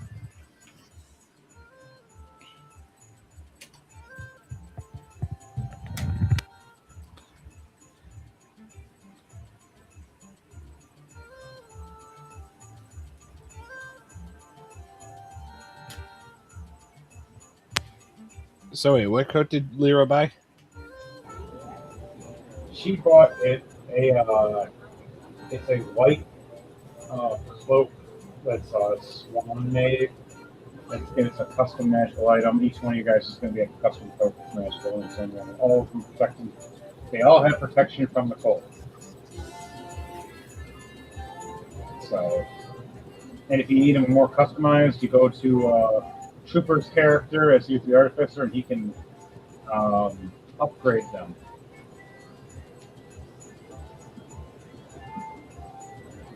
So, Lang, he looks over at you, and what is your character dressed as again, Lang? He is wearing black leather with white polar bear fur lining. Like the whole time? Yeah, I've had him equipped with that this entire time. Yeah, he's been sweating balls until now. It's the first time he's not sweating balls. The first time he's like, man, I actually feel kind of good out here. Usually I'm just sweating like crazy. All right, so you guys all come to the shop. Everybody pretty much dishes out 50 gold.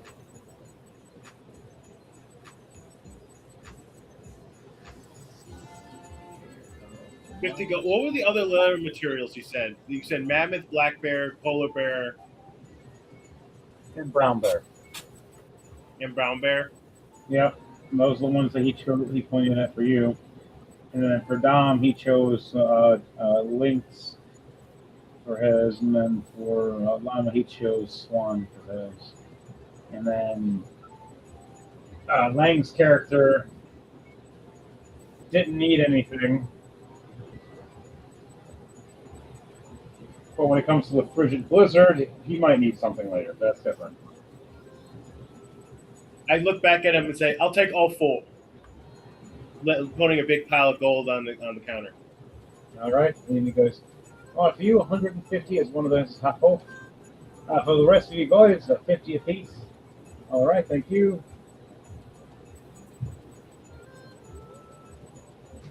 50 minus 3. And he goes, "Now you guys have the flyer, I see. So if you like, I will mark off here that you purchased from here. And if you go to the pub, that is also where we are. It's our inn. It's a pub inn. We call it the pub inn for a reason. It's called the Frozen Pub Inn. So I'm going to check it out. Now make it so you have at least one free room per purchase for a night to stay. They got quite a few rooms actually there. It's like a 3-story. It's very magical." And he looks over, going, "And you get one free drink apiece, especially with how much you just purchased." And then we got this cool little discounts in our town here. And then the rest of the drinks are on yourselves on that point home. Belrock, What do you guys the say? innkeeper, and says, "I will not need lodgings tonight. I have wares to be making." And as he looks over, going, "Well, you go find a place to make them somewhere, my friend. It's going to be frigid outside." I quickly take out my cube, put it on the table. It's like, I've got it covered.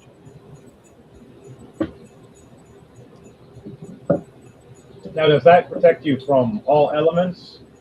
I didn't write Like it in, but crazy storms, I'll fix that. All right. It's like it can withstand basic regular temperatures, but super heated or super negative temperatures, Yeah.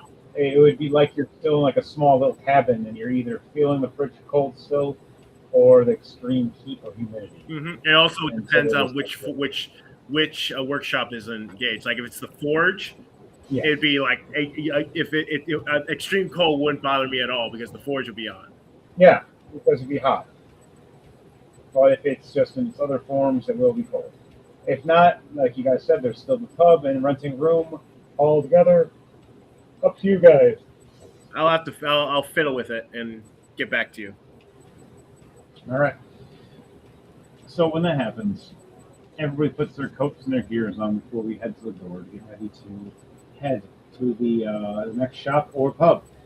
As Bartholomew looks before he opens the door, thank you, my little gnome friend. By the way, where do we get potions and sweat from over there? He's like, yeah, over there. Go fucking off. Thank you for your business. I also look over. It's getting late. I also look out to where can I get some wood? He stops and looks at you, looks outside, looks back at you, and looks outside. He looks back again and goes, Before he answers, Lyra points at the shopkeep's pants because he has wood. No, staring at her character, I'm not surprised. yeah. She points off, and you see this gigantic thing in his pants. He swore was something else. He realized it actually was his. Just because he's only a foot and a half tall doesn't mean something else is almost a foot. Hi-yo! He tells all of you to get off because he needs to go take care of things and close the shop abruptly. And you start hearing a horrible flapping noise in the background after he closes the door. But all of you get right. You all get out. You put your coats on. You notice the winter breeze has kicked up, and the wind is getting higher and colder. As the shop across from you, there was a potion shop you were about to go to. The candlelights go out, the door locks. You see in the window it says closed. You see the Frozen Pub Inn open for business, saying there's vacancy in the rooms. With a magical fairy making a sign. All of us start heading towards this Frozen Pub Inn. Balrog escorts them to the door, and then says, "Later, my friends. I am going to go craft some new items." And he looks over and, can't you do that from in here, right? In the room, or is it too small? Too big? What?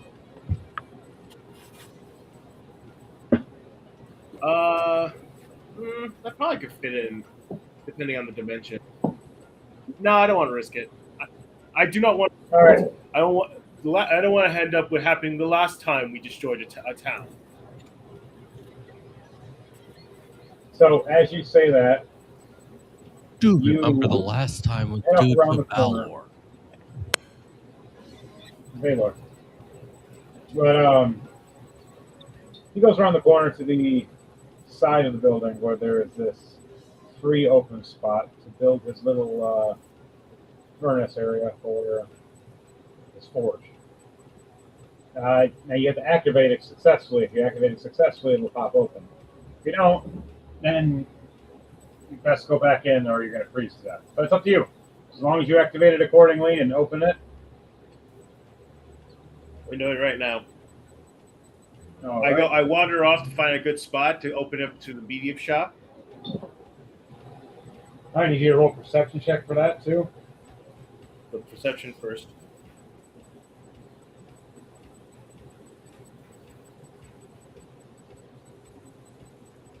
I got 21. You look right around the kitty corner of the building where there's this nice spot where it looks like they used to plant things, but because it's winter, there's nothing there now. I nod. Still within the reach. I nod to myself and say, "This will do nicely." All right, now roll to see if it opens. And I got an 8. So let's see. Is Lyra anywhere near him? No, she is with the group of guys that just walked into the building as he had walked outside.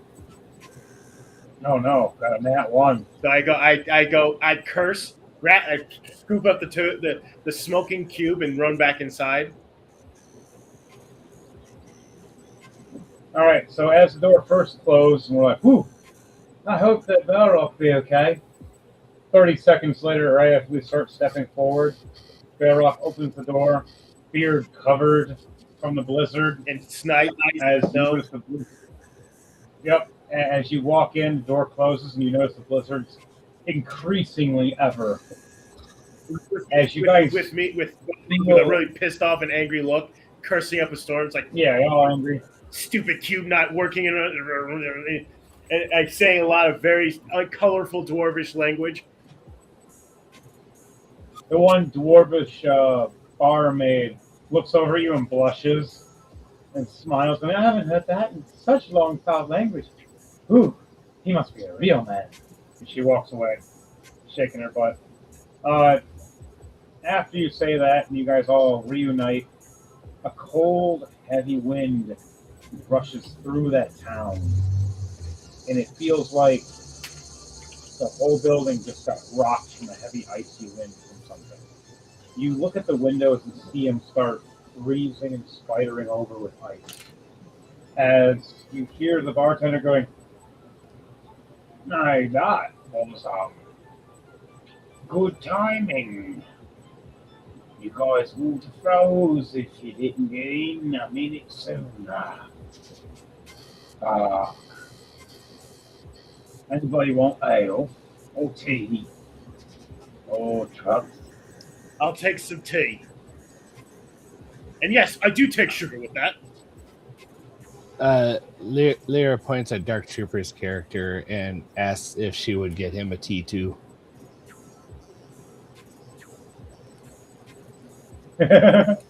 He nods. I look over going, "And I have some drugs and some alcohol." He smiles going, "Pixie dust and ale it is. Anybody need a room?" As he looks over at all of you. Squall, what do you say? As he's asking for drinks. I could use one. It can take the bloat off.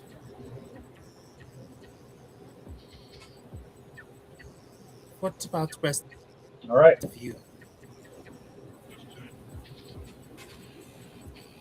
What about you, Lang? What do you what do you pick for your poison?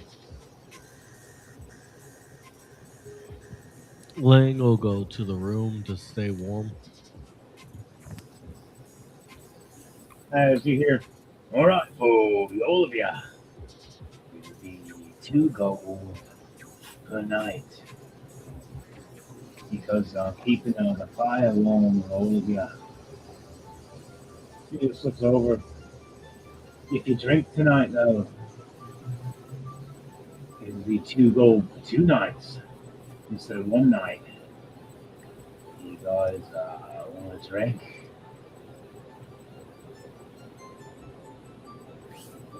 And Bartholomew's like, "Yeah, I'll drink. Here's 5 gold. So I can get my night in a room and plenty of ale and some of that pixie dust." Balrog looks at the barkeep. Lang will drink. Alright. and hands Balrog 10 looks at gold. the barkeep and asks, "Is there anything that needs to be repaired around here?" Actually, the cooking station. By the way, is there a library for me to find some books to read? He points over near the I'm going to roll a persuasion, see if I can there's get a bunch free of reward if I go and repair. you If know, I repair the store, the tap. all right, the stove in the kitchen. He points at you for, but then he points for Squall at a couple bookshelves that he has near the fireplace. Over there, there's plenty of books to read. I got a 19. History on one shelf, religion on another shelf, and crazy stories that are written by travelers on the third shelf. And then he goes and looks over, goes, Now, Rock, for you in the kitchen here, if you can get that stove working, you don't have to pay for your bed and breakfast for tonight. Balrog nods and goes right straight to work. all right, so I need you to do a wisdom check and an intelligence check for figuring out how to fix this. For the rest of you guys, anybody that's drinking, roll a Constitution save. Okay. Lang actually handed the guy 10 gold, hoping to get some top shelf liquor. When you say that, he looks at everybody else, hands them the low stuff, and he looks at you and goes shh, and pulls out a bottle from this frozen-looking cap and hands it and pops it open, and it's a dark blue bottle. When you pop the bottle, you see like this teal-looking smoke come out of it. You said you want the strong stuff. It's to put hair on your chest. Now that's what I'm talking about. As he takes a swig. Oh! Oh God, no! Did you just roll in that one on that? I'm going to go with the original roll, a 7. No, Okay, 11. So we have to. Alright, so it's a Constitution save, right? Yeah. How many for me? 3. Okay. And the last one's disadvantage. As it hits you hard when you fully swallow this alcohol. Ah!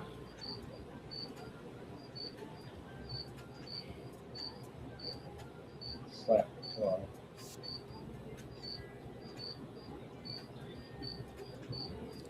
bang, bang. What was that roll for? So the first one's a 5.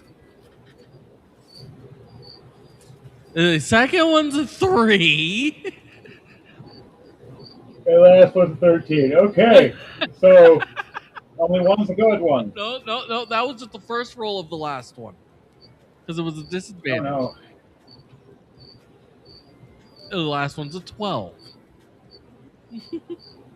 So you drink and you hold off for the first few swigs, but that last swig makes you run right to the restroom, the loo, and you're out for at least another 10 minutes or so. While that's happening, Belrock, you try to work on this stove. And the stove itself accidentally produces too much gas and flame. Turns the room into a small fireball. You take 8 points of fire damage from the engulfing flame around you in that room for a moment.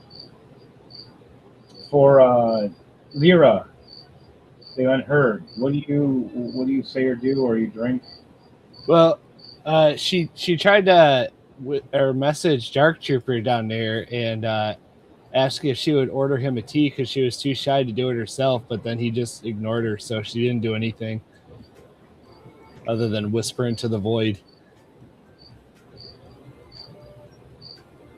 All right, so you whispered into the void, but the bartender still heard you with a perception of 17. As Well, she used the ability message to directly talk to Dark Trooper, so he wouldn't have been able to hear if you did that. that, then never mind. Yeah. Then. But he still did a perception check. He just didn't hear you then. All right. So do you want to go up and ask him, or? Nope, she's too shy. She doesn't know him. All right. Bartholomew, as he's drinking, he watched Lang run to the restroom. He sees Barrel Rock explode in the kitchen for a moment. He looks over and sees Squall reading abruptly next to the campfire, or next to the whatever you call that, the fire pit. More, what do you call that? The fire in the wall, chimney, fire thing. Brain just shut off because there's something Fireplace? chirping over here. Thank you. Now I'm that I've looking proven at right now digital on my cooking- screen. Yes, I was trying to think, but for some reason there was something freaking, I don't know if it was a wolf spider or a freaking cricket thing. Just got louder and louder, and I had to raise my voice. And then when I did, and I looked over, it shut up. I couldn't think straight. Shut up! Thank you. That was weird. I literally just yelled at the cricket, and it got quiet. So, shut up, Jimmy Cricket. Slap the fuck out of you and push your punk ass. So, on that note, Bartholomew walks up to Lyra and offers her a drink. He goes, "Here you go. I didn't know what you liked, so I got 3 different things: water, tea, and ale. You gotta drink something." And he turns around and he tries to hobble back to his the table as he's pretty drunk now.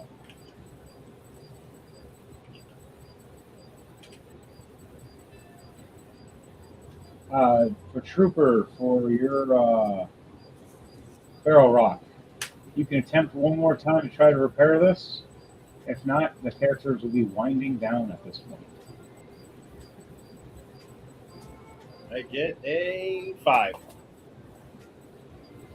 All right, so you try to attempt again.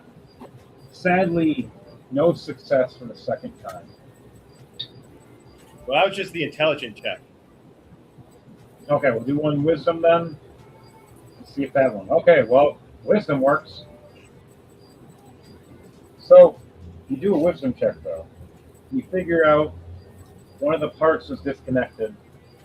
You reconnect it, and you notice the magical little spark ignites back up as it seems like the runes that were missing in place of the pipe finally got put back in place to sort of functioning right. As you hear the owner of the building and the bartender himself going, Ah, thank you. Much appreciated. As I state, your drinks are on the house and you get the rest for free tonight. And if you want something to eat in the morning, I'll be obliged to cook for all of you. Thank you. as he mentions out loud to all of you guys, All right, everyone. Last call. Ooh. Any more drinks before I close up shop tonight?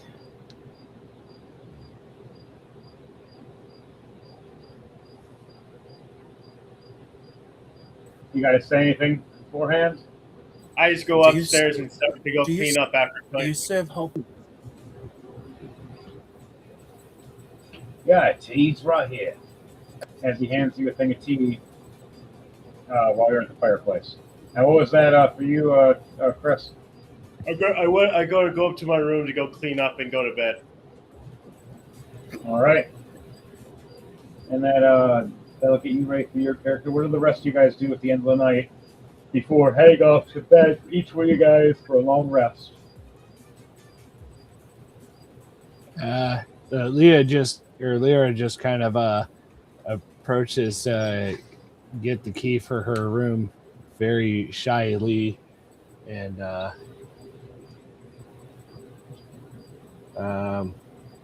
her jiggle fixes are at a 28. What do you get? No, you want the key to, And just keep staring at your tits going, man, it really sucks my wife. My tits defy the laws of physics. If my wife was here right now, I don't know, you'd probably get near that because her titties would be matched for one. Her entire face is just have the bigger room. her entire face is just bright red as her tits continue to bounce around. She's and points and using message to convey that she just really wants to be able to go to her room. Yeah, here you go, Missy. Take the bigger room, yo. Man, if I was 45 years younger. And if I was human.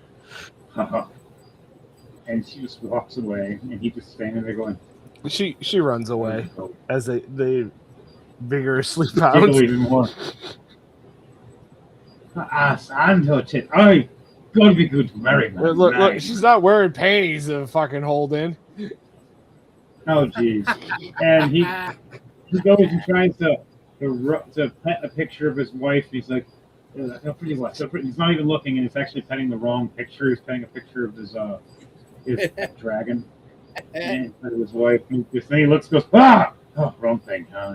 They do look similar. As he gets the picture of his wife, which is a dragonborn.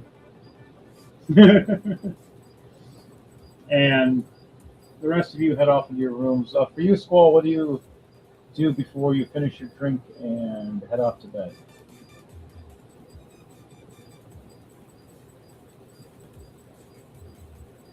And for you, Lang, as you were in the bathroom, do you try to crawl to bed or do you sleep in the bathroom? He is passed out in the bathroom. All right, classic party hardy musician, passed out, knocked out in the bathroom, taking up one of the two bathrooms. All right, Sage the Intelligent for Squall, what do you do before you end for tonight? As you see Bartholomew heading up to his room, closing the door, going to sleep. After he finished his tea, he follows Bartholomew's room. Hey, Bart. I would like to say good night to you, friend. All right, good night, Bushy. We had quite an adventure. We just met the Queen of Mimics, and now we're in the frozen tundra. What a change! And we've got a new teammate, but we lost a teammate. I wonder where Valor is now. You know, you do have a point. What did happen to Valor? Well, you have a good night, my friend. As he closes his door and lays there pondering about Valor. And the same goes for all the rest of you. Lang passes out in the bathroom. Squall stood in the hallway, just stood for a few seconds thinking about it. Well, that was the fastest good I've ever heard. But Valor, maybe perhaps there's some thinking I should do for reading to figure things out. I bet it had something to do with that chrome lady. I've always knew something was strange about that purple woman. Interesting things about her. Perhaps the history books can tell. Squall goes into his door. Alright, you go to the door, you shut the door, you get ready for rest.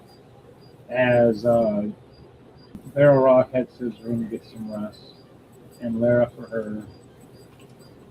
All the rest of you take a long rest for your characters as all of you fall asleep, a mysterious character walks in through the frozen tundra, covered all in snow, as they ask for a room and it fades to black. As we'll find out what happens next week on Rolling to Die for our unique custom D&D from our custom campaigns that we do for Rolling to Die for our TFG campaign. We'll see you guys next week for that as everybody takes a long rest, and we'll find out what happens next week for you.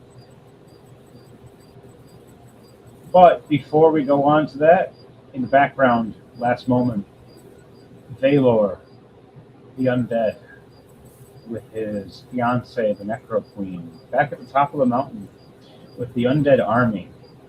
As she sits there at her throne, and Valor sits at his throne, and she smiles and goes, "A couple more weeks, and then we can be married."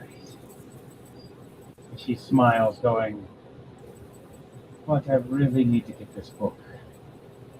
Then we can be wed." Does anything Valor say before it ends tonight, Llama, for Brains. Valor, the undead? No, As he's- no. He just looks at his fiance and uses altar on himself and makes it 3 times as big. And just points at it, and she just looks over, going, "I mean, we can still do that before marriage." And it fades to black with squeaky noises and kinky sounds of squish. But on that note, this was Rolling to Die, episode 173, number 8 for the Chaotic Band of Misfits for their team for 2D campaign. This is brought to you by CEO, Chaotic Era Odyssey. That's what we are, and that's what we're umbrella over everything. The world is chaotic. It's a new era. It is our Odyssey. As well as everything else with certain QR codes, as long as they're linked in the proper description for our set stuff. On that note, we have Any money is yeah, much appreciated. we have Chaotic Moon Pictures, where we do our own custom imagery, pictures, movies, voice acting, and such through our companies. And then we also have from there the Purple People Party, for the people, by the people, of the people. This is damn, guys. What timing? This is our. I think that was Dom. Damn. Hey, it's fine. You're still allowed to do it. This is ours for people party, for the people, by the people, of the people. I rolled a dirty 20 for that persuasion. Damn it, Llama. All right. We also have the GMK Gray Mercenary Knights, brought to you by the CEO. This is where we do our stunt choreography, stunt coordination, acting, as well as hanging out and cosplays. And then from there, Trooper. Tune in to the Chaotic Minds podcast Wednesday, 9 p.m., 8 p.m. Eastern Standard Time. Where 7 p.m. now it's 7 p.m. I thought it was 8. Once we get everything updated, it will be 7 p.m. Sorry, he originally said 9, then 8, so I said 7. Anyway, where we get everything updated. gentlemen all talk about various topics such as celebrity birthdays, relationship advice, Cheese gaming fuckers. and moving news, and Oh, of course okay. about local and federal politics. All right. We also have here Dom. GMK presents. This is the art department of. Hey, this is Dominant Visions, and for announcement, the illustrations for general things with chaotic era, Odyssey, etc., etc. Just stay tuned for more illustrations. We will be having them coming in shortly at the end of the month.